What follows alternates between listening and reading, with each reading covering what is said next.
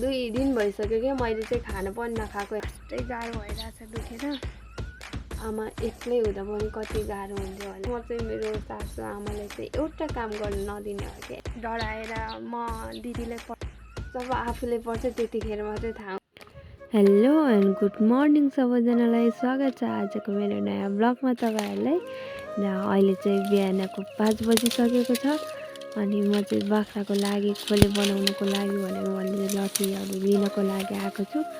पुरै रात परिरहेछ, राम्रोसँग उज्यालो पनि भएको छैन किनकि 5 बजिरहेछ नि त, त्यही भएर।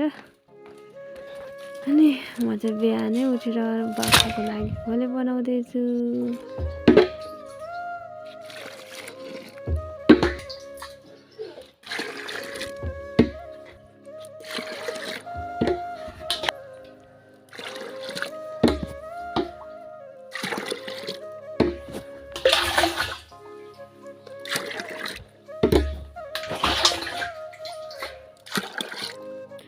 अनि मैले यता चाहिँ आगो पनि बालिसक्यो।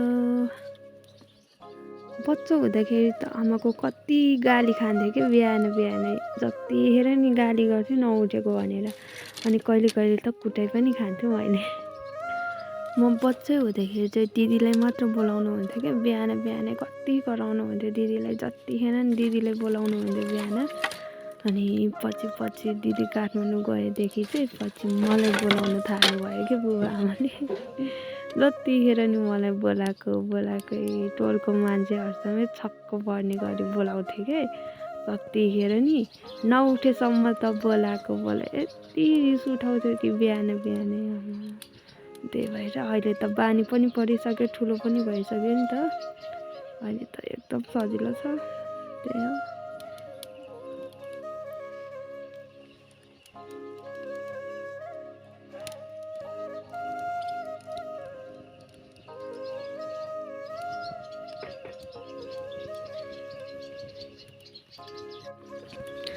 अनि यो चाहिँ छिनछिनमा चलाइराख्नु पर्ने हुन्छ कि, किनकि यो चाहिँ टाँसिहाल्छ एकछिनमै। त्यही भएर यसले चाहिँ छिनछिनमा चलाइराख्नु पर्ने हुन्छ।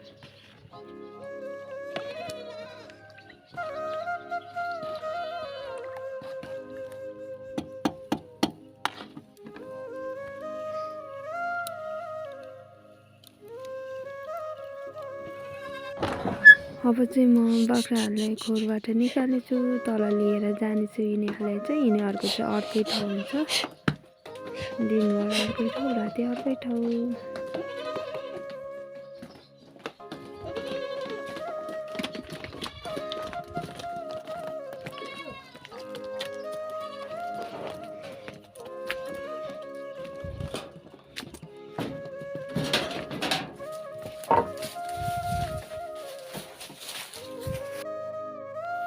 अब म चाहिँ बाख्राको खोर सफा गर्छु।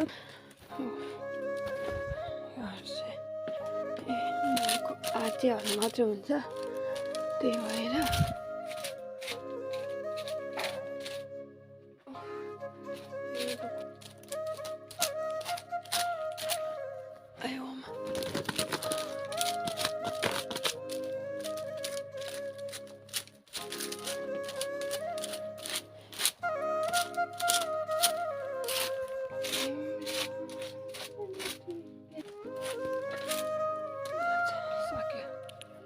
म चाहिँ आज बिहानै तोरीहरू सफा गर्नेछु।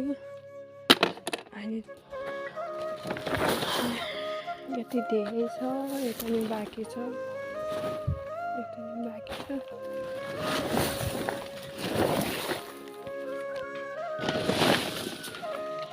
हिजो अलिकति दिउँसोतिर अलिकति मात्र गऱ्यो किनकि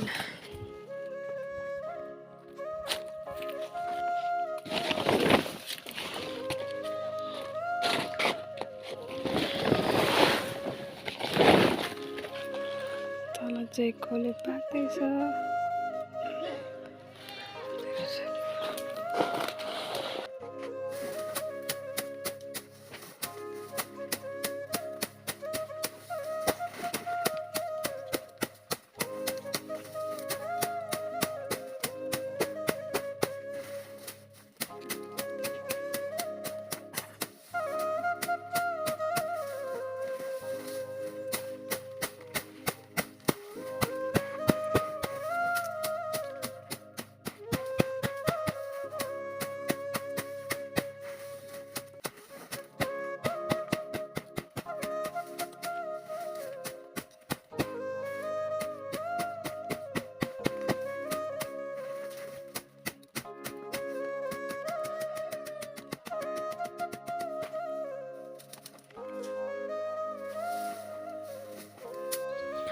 खोले चाहिँ पाकिसकेछ अनि अहिले चाहिँ अलिअलि उज्यालो पनि भइसक्यो।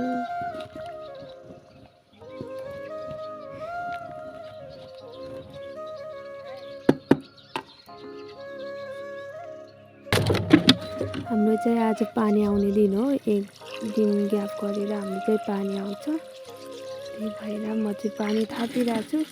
तर कस्तो फोहोर बोतलहरू चाहिँ नसोच्नु होला, किनकि यो बोतल हामीले खाँदैन है। यो बोतलको पानीहरू चाहिँ हामीले त्यो फुलहरूमा हाल्नलाई, त्यो बिरुवाहरूमा हाल्नको लागि मात्रै थाप्छ।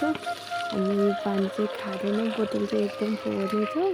त्यही भएर नराम्रो नसोच्नु होला।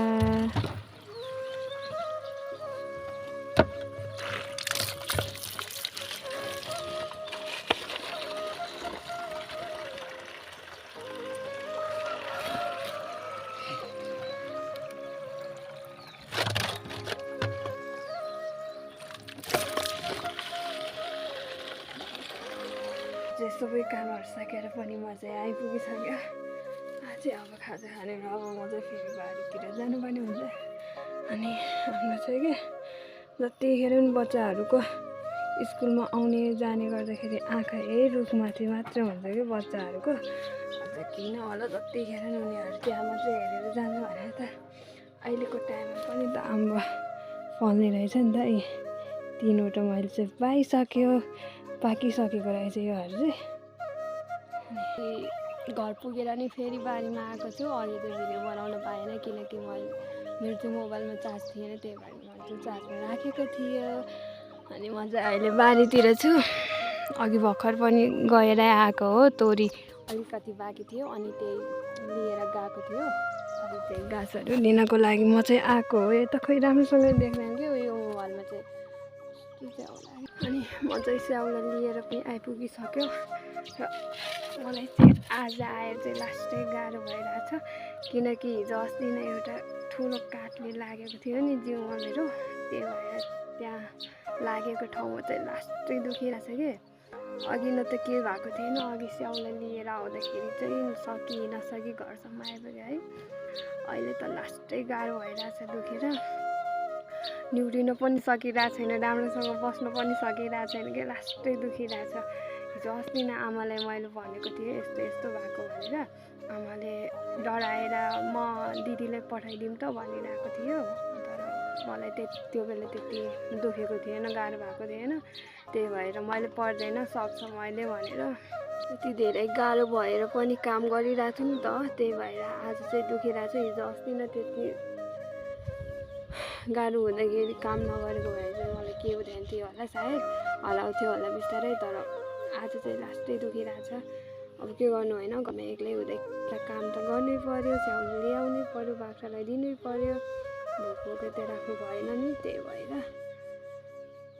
गाह्रो छ एक्लै बस्नुलाई घरमा।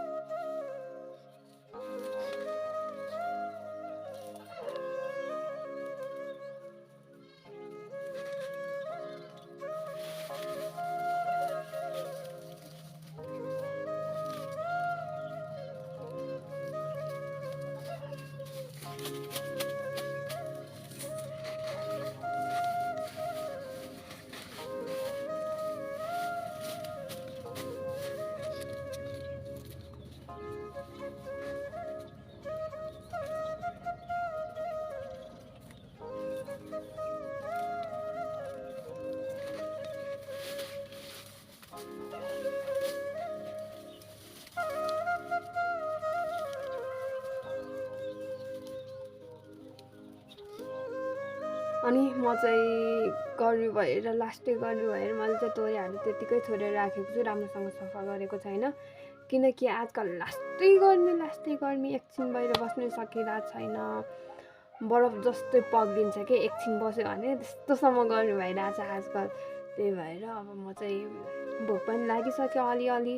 त्यही भएर म चाहिँ खाना बनाउने तर्फ लाग्नेछु एकछिन बसेर चाहिँ। अनि 2 दिन भइसक्यो कि मैले चाहिँ खाना पनि नखाएको, यताउता पसलको के खाएर मात्रै बसिरहेको छु। अनि त्यही माथि आज चाहिँ लास्टै भोक लाग्यो। आज पनि खाना खाएन भने त म त मरिहाल्छ म चाहिँ। अनि त्यही भएर गर्मी छ, लास्टै गर्मी छ। अनि घरमा एक्लै हुँदाखेरि लास्टै गाह्रो हुने रहेछ के। अहिले आएर थाहा भइरहेको छु के, किनकि आफैसँग एकजना कोही भयो भने चाहिँ अलिक सजिलो हुने रहेछ घरमा बस्नुलाई। आफैसँग कोही साथी भयो भने चाहिँ घरमा बस्नुलाई एकदम रमाइलो पनि हुन्छ र अलि राम्रो पनि हुन्छ नि त। अनि एक्लै हुँदाखेरि हेर, बाहिरको काम गरौँ कि भित्रको काम गरौँ, बाहिरतिर हेर्नु पर्यो, बाख्रालाई घाँस ल्याउनु पर्यो, च्याउले ल्याउनु पर्यो। अनि घरमा एकजना भयो भने त एकजनाले बाहिर हेर्ने, एकजनाले घरमा हेर्ने हुन्छ नि त। त्यही भएर एकजना बाहिरकोतिरको काम गरेर आएर खाना खान पायो भने त एकदम आनन्द हुन्छ नि त। अनि हेर, अहिले बाहिरको कामहरू पनि गर्नु पर्यो आफैले, अनि घरमा आएर खाना पनि आफैले बनाउनु पर्यो, खानु पर्यो, बाख्रालाई पानी दिनु पर्यो, यताउता गर्नु पर्यो, एक्लै हुन्छ नि त। लास्टै गाह्रो हुने रहेछ क्या। त्यही भएर आमा एक्लै हुँदा पनि कति गाह्रो हुन्थ्यो होला नि त, होइन। अनि हामी हुन त हाम्रो काठमाडौँमा त्यति काम पनि त छैन नि, यतिको बस्ने खाने मात्र गरिरहेको छु। आमा एक्लै हुँदाखेरि घरमा कति गाह्रो हुन्छ अहिले आएर थाहा भयो क्या। एक्लैले के चाहिँ हेर्ने, जब आफूले पर्छ त्यतिखेर मात्रै थाहा हुने रहेछ कि एक्लै हुँदाखेरि कतिको गाह्रो हुन्छ भनेर चाहिँ। बेला बच्चै हुँदाखेरि त यताउता कति धेरै छ भन्दाखेरि क्या, ठुलो भएर विदेश गएर आफ्नो बुबा आमालाई खुसी बनाउँछु, आफ्नो बुबा आमाको हातमा पैसा दिन्छु, त्यस्तो सोच्थ्यो।